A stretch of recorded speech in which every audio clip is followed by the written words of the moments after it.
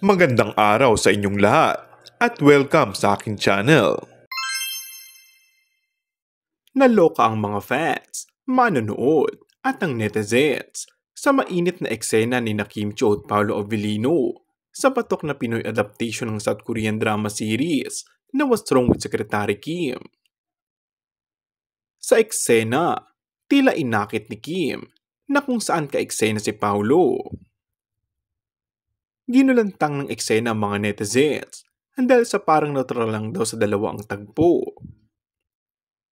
Sa X, sumabog ang Kim Pao fans sa kilig sa ibinahaging clip mula sa serye. Si Paolo, halos lahat kissing scene mo napanood ko. Ba't ito, feel na feel, komento ng fan.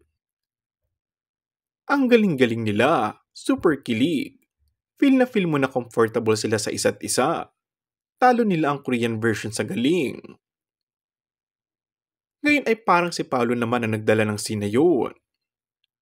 Maaalalang ikinuwento ni It's Showtime host na si Kim ang naramdaman niya sa likod ng unang viral na eksena nila ng co-star niyang si Paolo. Sa unang eksena ay inamin ng dalawa na si Kim Chiu ang nagdala ng nasabing eksena. Parang one time big time na natin, ibigay na natin para mas maganda naman mag-edit ng bawas kaysa kulang. Ang tinutukoy ni Kim ay ang kissing scene nila ni Paolo habang nasa loob ng cabinet na talaga namang kinawindangan at kinakiligan ng mga fans.